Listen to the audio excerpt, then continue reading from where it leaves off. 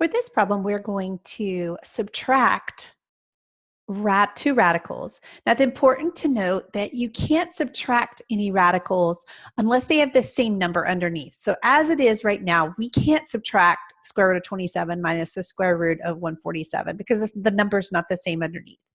So what I'm going to do, I'm going to come over to the side and I'm going to see if I can break down 27. Now, breakdown, that's just a fancy word for finding the prime factors of 27. I like to do that in a factor tree.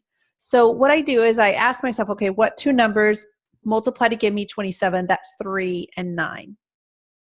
We know that 3 is a prime number, so I know that this part of this branch of the factor tree is over.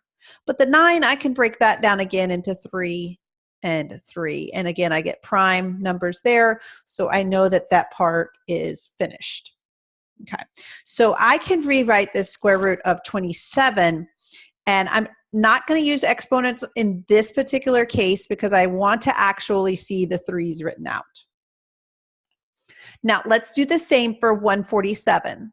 We know that 147, it looks like it'd be multiplied by 7 and 21. And so I know 7's prime, but 21 is not, so I'm going to break that into 7 and 3.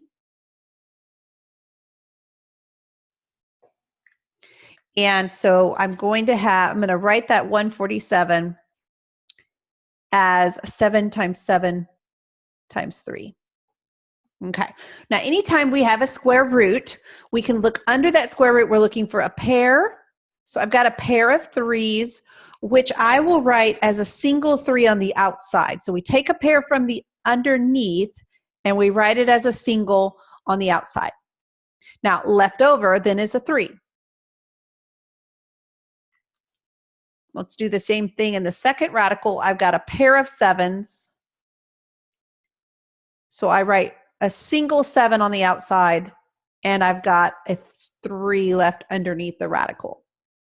Now, because what is underneath the radical is the same, I can subtract the numbers up front. Watch the order here. 3 minus 7 gives me -4, and then I just leave my square root of 3. Notice I didn't subtract the numbers underneath the radical. I just subtract the numbers on the outside.